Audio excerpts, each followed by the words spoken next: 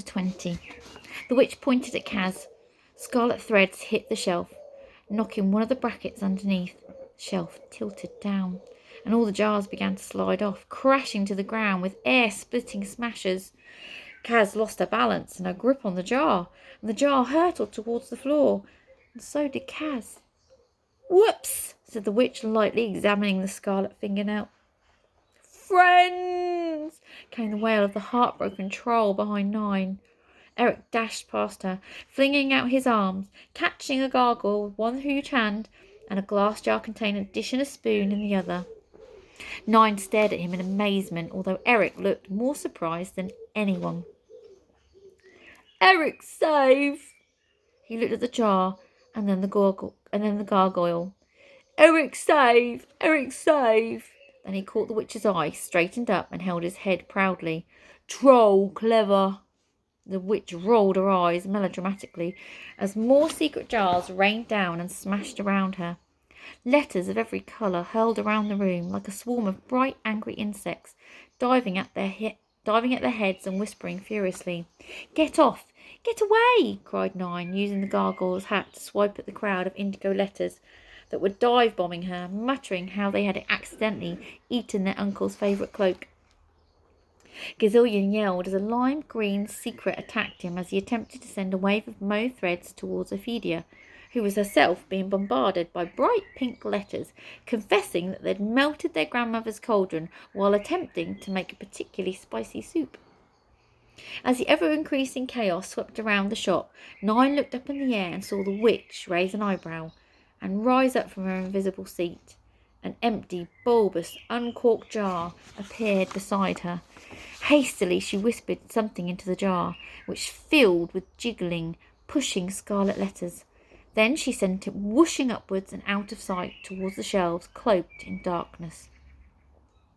A moment later, a tall, narrow, secret jar drifted down from the shadows, again with scarlet letters swirling around. A secret exchanged for a secret. That was the magical rule.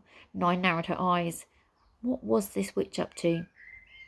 Which secret was in the tall, narrow secret jar that the witch had urgently wanted, or perhaps wanted to protect?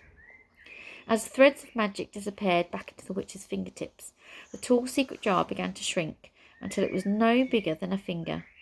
The witch clutched it in her hand and tucked it up inside the long sleeve of her crinoline dress. "Stargold will be mine!" Gazillion roared. His mauve sparkling fingertips stretched towards the pieces of formula parchment, which were being buffeted through the air, pushed and shoved by all of the secrets. "Go!" Flabbergast called to Eric. "Take Kaz and the jar and just go! I shall deal with my wretched family." "No! Let me at the blimmin' thing! Let me at the blimmin' witch!" said Kaz, wriggling in Eric's grasp. The troll struggled to hold both the gargoyle and the jar. "Kaz, stop!" he said firmly. "Allow me," said Bonehead. He patted his ribcage, which contained the book, then took the jar from Eric and Kaz's hat from 9. "It's rather nice to be helpful." The troll lolloped towards the front door, both arms gripping Kaz, who was kicking her little stony legs in mid-air as they left the secret shop, shutting the door behind them. "Mine!" Ophelia yelled over a swarm of noisy, muttering, multicoloured letters.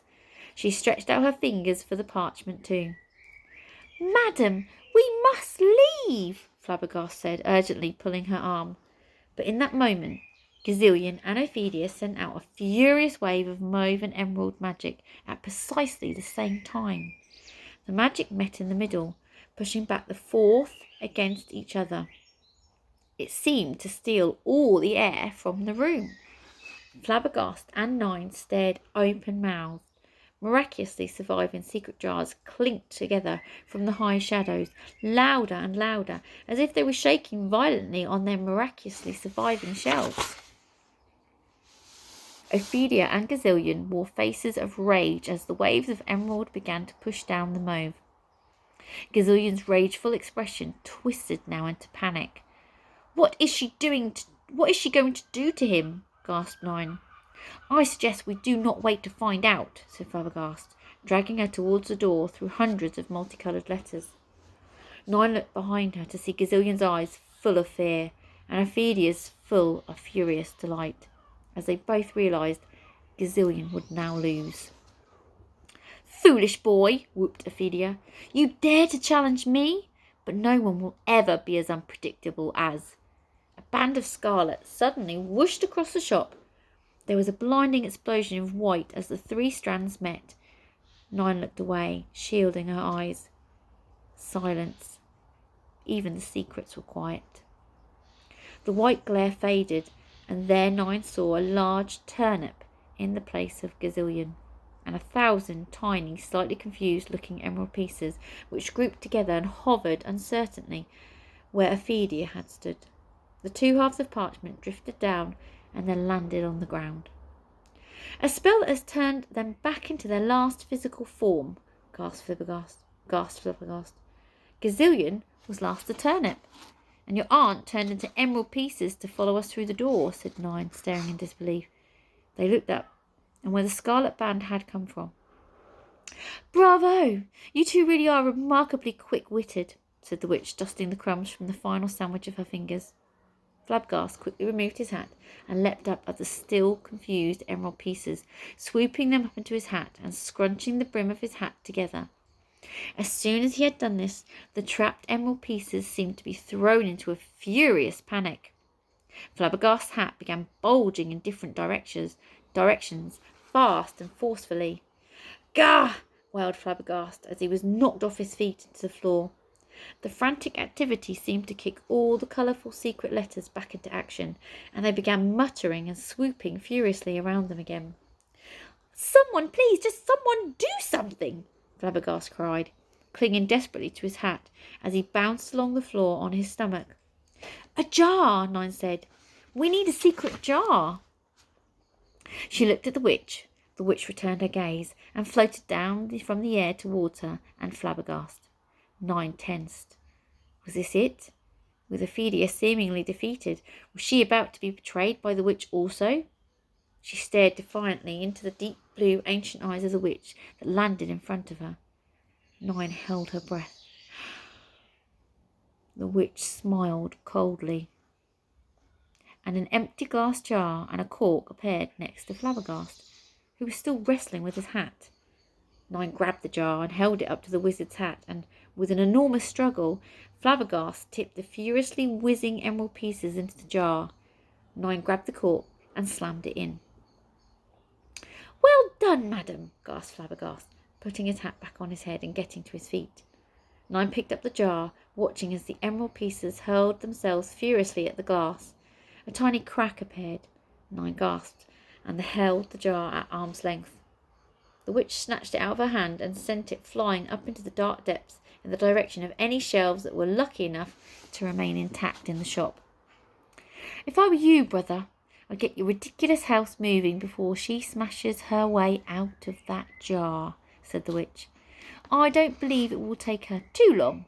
Do you?" She stepped over the turnip and strutted from the front door, her footsteps crunching over all the broken glass. Her heeled shoes trod pointedly over the two halves of parchment as she went. Then, without looking, she lazily waved her hands behind her and shot out scarlet sparks to each half of the parchment. They disintegrated instantly into charred scarlet-tinged flakes. "Whoops!" she said lightly as she waltzed through the doorway, leaving the door wide open, followed by thousands of colourful, excitedly chattering secrets. They whirled and swirled past her as they escaped into the wild. "That's going to cause a lot of trouble," said Nine. "Yes, madam," said Flabbergast. "I think you'll find that's what my sister does best." And that takes us to chapter 21.